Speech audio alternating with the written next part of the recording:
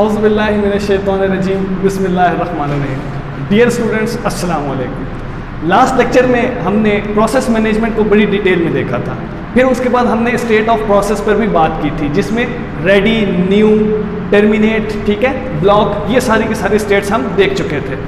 जो आज का हमारा टॉपिक है वो है difference between process and thread, कि प्रोसेस क्या चीज़ होती है और थ्रेड क्या चीज़ होती है। तो बहुत अरसे से हम पढ़ते हुए आ रहे हैं, प्रोसेस मैनेजमेंट में भी हमने ये पढ़ा और ऑपरेटिंग सिस्टम का फंक्शन था प्रोसेस मैनेजमेंट, वहाँ पर भी हमने ये बात की थी कि the program during execution is known as process. यानी कोई भी प्रोग्राम जब एग्जीक्यूट हो रहा हो, जब चल रहा हो, उसे क्या कहते हैं? प्रोसेस। अब इसका मतलब क्या है कि हमें एक बात पता है कि जब तक कोई सॉफ्टवेयर, कोई प्रोग्राम रैम में लोड नहीं हो जाता, उस वक्त तक वो चलेगा नहीं। तो द प्रोग्राम ड्यूरिंग एग्जीक्यूशन का मतलब क्या है कि वो रैम में लोड हो चुका है, रैम में लोड हुआ तभी वो चल रहा है, तभी वो एग्जीक्यूट हो रहा है। तो प्रोसेस क्या हुआ? The program during execution is known as process. Thread क्या होता है? किसी भी चीज़ के सबसेट, ठीक है, वो क्या सबसेट किस चीज़ को कहते हैं? उस मेन सेट का जो छोटा सेट होता है, ठीक है। तो उसी तरह हमारा जो मेन सेट है उसको अगर हम प्रोसेस कह लें तो उसका जो छोटा सेट है उसे सबसेट कहें तो वो सबसेट थ्रेड होता है। यानी मेन प्रोसेस का छोटा हिस्सा, एक बड़े प्रोसेस का छोटा पीस, बड़े प्रोसेस का छोटा टुकड़ा, वो क्या कहलाता है? थ्रेड। तो प्रोसेस क्या हुआ? द प्रोग्राम ड्यूरिंग एग्जीक्यूशन, और थ्रेड क्या हुआ? Subset of process. अब जरा इसके डिफरेंस देखते हैं। पहला पॉइंट है, process is heavy weight entity. Heavy weight entity का मतलब कि ये हैवी वेट यानी बड़ी चीज़ है, बड़ी एंटिटी है। किसकी निस्बत? थ्रेड की निस्बत। वो अभी हमने बात कर ली कि थ्रेड प्रोसेस का सब पार्ट होता है, उसका सब सेट होता है, उसका पीस होता है, उसका छोटा हिस्सा होता है। तो इसीलिए थ्रेड हमारे पास लाइट वेट एंटिटी और process heavy weight entity. Next point अगर हम बात करें तो नेक्स्ट पॉइंट हमारा है, process has its own copy of data segment, जबकि थ्रेड डायरेक्ट एक्सेस करता है। इसे मैं ज़रा समझाता हूँ आपको। एक बात हमें जो बार बार हम दोहरा रहे हैं, पूरे सेकेंड ईयर में इसको हम दोहराते रहेंगे कि कोई भी प्रोग्राम जब तक रैम में लोड नहीं होगा वो एग्जीक्यूट नहीं होगा। तो रैम में लोड हुआ कोई भी प्रोग्राम तो उस चीज़ को हमने क्या नाम दिया? प्रोसेस का। तो मिसाल के तौर पे मेरे पास रैम है, उस रैम में मैं ना सॉफ्टवेयर लोड करना है, उसमें प्रोग्राम लोड करना है। तो हमारा पॉइंट क्या है? On copy of data segment, कि हर प्रोसेस की जितनी भी डेटा होगा उसकी अपनी कॉपी होगी। मिसाल के तौर पे मैंने दो प्रोग्राम्स लोड किए, प्रोग्राम ए और प्रोग्राम बी। दोनों रैम के अंदर स्पेस लेंगे जितनी भी उनको स्पेस रिक्वायर है। फॉर एग्जांपल प्रोग्राम ए ने एक फंक्शन परफॉर्म करना है 10 + 30 का। तो अब यहाँ पे बेसिकली होगा क्या कि 10 और 30 दोनों के दोनों रैम में लोड होंगे। किस जगह पे? उस जगह पे जहां पे प्रोसेस ए चल रहा है, यानी प्रोग्राम ए जहां पे लोड हो चुका है। तो ये क्या पता चला कि 10 और 30 दोनों डेटा, जितने भी हमें डेटा चाहिए, जितना भी डेटा सेगमेंट चाहिए, वो पूरा का पूरा रैम में लोड होगा। और प्रोग्राम बी में भी मिसाल के तौर पर 30 और 40, 10 और 40 को उसने ऐड करना है। तो अगर देखा जाए तो 10 यहां पर और यहां पर दोनों जगह तो कॉमन है, लेकिन पूरे का पूरा डेटा दोबारा लोड होगा प्रोसेस बी के लिए उसी जगह पर, उसी लोकेशन पे जहां पे प्रोग्राम भी लोड हुआ है रैम के अंदर। तो ये क्या पॉइंट है? ये पॉइंट ये है कि उसकी अपनी कॉपी होगी, अपना डेटा सेगमेंट होगा, वो किसी दूसरे डेटा सेगमेंट पे इफेक्ट नहीं करेगा। तो ये क्या है? ये प्रोग्राम ए और ये प्रोग्राम बी का डेटा सेगमेंट। तो ये क्या पॉइंट है कि on copy of data segment, her process की अपनी कॉपी होती है। कहाँ पर? रैम के अंदर। जितनी भी उसको फाइल्स चाहिए हो वो पूरी की पूरी कंप्लीटली रैम में लोड होती है, फिर वो एग्जीक्यूट होता है।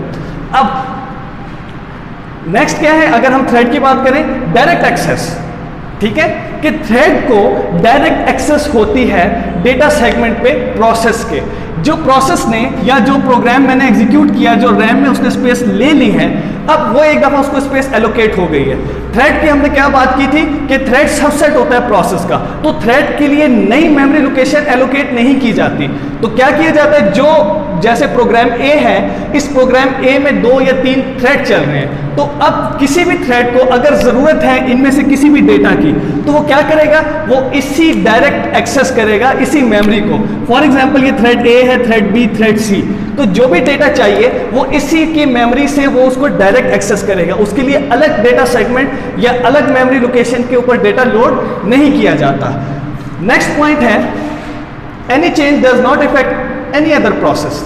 ठीक है, यानी कि प्रोसेस में अगर किसी प्रोसेस में कोई चेंजिंग हो, किसी प्रोग्राम की एग्जीक्यूशन में कोई चेंजिंग हो, तो वो दूसरे प्रोग्राम के ऊपर इफेक्ट नहीं करता। वजह अभी जैसे हमने यहाँ पे देखा कि प्रोग्राम ए और प्रोग्राम बी दोनों को अलग अलग मेमोरी सेगमेंट्स एलोकेट किए गए हैं। इसका ये मेमोरी सेगमेंट है, प्रोग्राम बी का ये मेमोरी सेगमेंट है। अब दोनों एक दूसरे को इफेक्ट नहीं करेंगे क्योंकि इसके प्रोग्राम ए में जो भी हमारे पास चेंजिंग होती है वो सिर्फ इतने मेमोरी सेगमेंट पे होगी जो उसके लिए रिजर्व किया गया है। ऑपरेटिंग सिस्टम ने जो रैम में उसको रिजर्व किया है, और प्रोग्राम बी में जो भी चेंजिंग होगी वो सिर्फ इस लोकेशन के ऊपर होगी। तो इसी वजह से प्रोसेस कभी भी एक दूसरे के मेमोरी लोकेशन पर भी इफेक्ट नहीं करता और एक दूसरे पर डिपेंड भी नहीं करते। दोनों का काम अलग अलग हो रहा होता है, दोनों टोटली आइसोलेट होते हैं एक दूसरे से। जबकि थ्रेड में और में नॉट, ऐसा भी हो सकता है कि थ्रेड दूसरे थ्रेड पे डिपेंड करता हो और ऐसा भी हो सकता है कि एक थ्रेड दूसरे थ्रेड पे डिपेंड ना करे। इसको हम डिटेल में अभी ही मल्टी थ्रेडिंग के टॉपिक में इसको मैं आपको समझाता हूं। उसके बाद जो हमारे पास पॉइंट है process run in separate memory location. ठीक है, अभी जैसे हमने बात की कि प्रोसेस क्या होता है, हर प्रोसेस के लिए अलग अलग मेमोरी लोकेशन होती है। 10 प्रोसेस हैं तो 10 दफा मेमोरी एलोकेट की जाएगी, ऑपरेटिंग सिस्टम उसको एलोकेट करेगा। जबकि थ्रेड क्या करता है, मेमोरी को शेयर करता है, किससे, जिस प्रोसेस का वो हिस्सा है, जिस प्रोसेस का वो सब प्रोसेस है। फॉर एग्जाम्पल प्रोसेस ए के अंदर 4 थ्रेड हैं तो वो चारों के चारों थ्रेड उसी एक की मेमोरी से, जिस मेमोरी के ऊपर प्रोग्राम ए लोड हो चुका है, जिस मेमोरी एड्रेसेस में प्रोग्राम ए लोड हुआ हुआ है, उसी मेमोरी को यूज करेगा थ्रेड। और उसे हम क्या कहेंगे, शेयर्ड मेमोरी, कि उसने प्रोसेस ए की मेमोरी को शेयर किया है। तो थ्रेड क्या करते हैं, अपने मेन प्रोसेस की मेमोरी को शेयर करता है। अच्छा, जो हमारे पास प्रोसेस है वो कौन एग्जीक्यूट करवाता है, कौन कंट्रोल करता है, ऑपरेटिंग सिस्टम, क्योंकि ऑपरेटिंग सिस्टम का ये फंक्शन है प्रोसेस मैनेजमेंट का। जबकि जो हमारे पास थ्रेड है, क्योंकि ये प्रोग्रामर ने बनाया, प्रोग्रामर ही इसको कंट्रोल करता है, तो प्रोग्रामर ही का काम है कि वो इसे अपनी मर्जी से कंट्रोल करे। थ्रेड कौन कंट्रोल करेगा, प्रोग्रामर, जबकि प्रोसेस कौन कंट्रोल करेगा, ऑपरेटिंग सिस्टम। अच्छा, इसके बाद जो हमारा नेक्स्ट टॉपिक है वो है मल्टी थ्रेडिंग का। मल्टी थ्रेडिंग नाम से जाहिर है, मल्टी का मतलब एक से ज्यादा, थ्रेड यानी कि एक से ज्यादा थ्रेड, एक प्रोसेस के एक से ज्यादा जो सब प्रोसेस होते हैं। ये क्या होता है, सबसे पहले अगर हम इसके मकसद की बात करें, ऑब्जेक्टिव की बात करें कि ये क्यों किया गया, मल्टी थ्रेडिंग हम क्यों इंट्रोड्यूस किया, प्रोग्रामर्स ने मल्टी थ्रेडिंग को क्यों इंट्रोड्यूस किया, तो इसका मकसद ये है कि मल्टी थ्रेडिंग हमारे सीपीयू की यूटिलाइजेशन को बढ़ा देता है। ठीक है, यूटिलाइजेशन को बढ़ा देता है और हमारा एक प्रोग्राम जो एक सीपीयू प्रोसेस कर रहा होता है वो छोटे छोटे हिस्सों में डिवाइड होने के बाद, क्योंकि अगर आपको देखें तो हमारे पास आजकल जितने भी सीपीयू हैं वो एक से ज़्यादा सीपीयू के ऊपर मुश्तमिल होते हैं। जैसे कोर टू डू 2 सीपीयू होते हैं, कोर i3 3 या 4 प्रोसेसर्स होते हैं। तो अब वो क्या हुआ, इतना लोड नहीं पड़ता प्रोसेसर के ऊपर, सारा का सारा लोड पड़ रहा होता है रैम पे। तो अब हमने क्या किया कि मल्टी थ्रेडिंग की सीपीयू यूटिलाइजेशन को बढ़ाने के लिए कि उसका हर पार्ट जो मेन प्रोग्राम है, बड़ा पार्ट है, उसको छोटे छोटे पार्ट्स में डिवाइड कर दें और प्रोसेसर ही उसको प्रोसेस करे, जिसकी वजह से प्रोग्राम हमारे फास्ट हो गए, प्रोग्राम हमारे बढ़ गए, उसकी स्पीड बेहतर हो गई। तो मल्टी थ्रेडिंग क्या है, ऐसा अमल, ऐसा प्रोसेस जिसमें हम एक से ज्यादा thread at a time execute करवा रहे होते हैं, एट अ टाइम चला रहे होते हैं। अगर हम इसकी एग्जांपल लें तो मैं आपके सामने एक छोटी सी स्क्रीन बनाता हूं। मिसाल के तौर पे मैं ये कहता हूं ये MS वर्ड की स्क्रीन है। तो MS वर्ड क्या है, एक प्रोग्राम।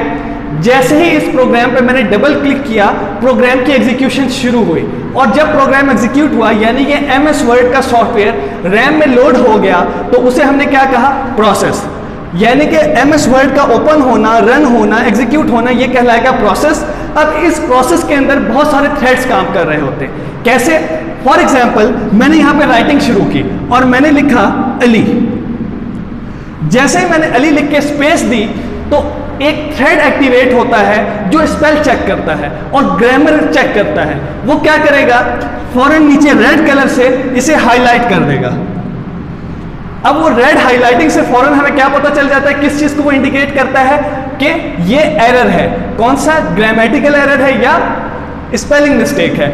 अब वो क्या करेगा, ये था हमारे पास थ्रेड नंबर 1, इसको मैं T1 कह देता हूं फॉर एग्जांपल, कि थ्रेड नंबर 1 ने काम ये किया कि एरर निकाल दिया। अब थ्रेड नंबर 2, जैसे भी हम मल्टी थ्रेडिंग की बात कर रहे हैं, पहला थ्रेड उसने एरर निकाला, थ्रेड नंबर 2 जो उस मिस्टेक को ठीक करने की कोशिश करता है कॉमन इंग्लिश वर्डिंग से, तो थ्रेड नंबर 2 क्या करेगा, अब वो ये समझेगा कि ये वर्ड अली नहीं, यूजर ने ऑल लिखना था, गलती से ALL के बजाय ALI लिख दिया, तो वो क्या करता है, हम देखते हैं कि ऑटोमेटिकली वो उसको ऑल में कन्वर्ट कर देता है। तो ये काम किसने किया, ये किया हमारा थ्रेड नंबर 2 ने, ये काम था थ्रेड नंबर 2 का।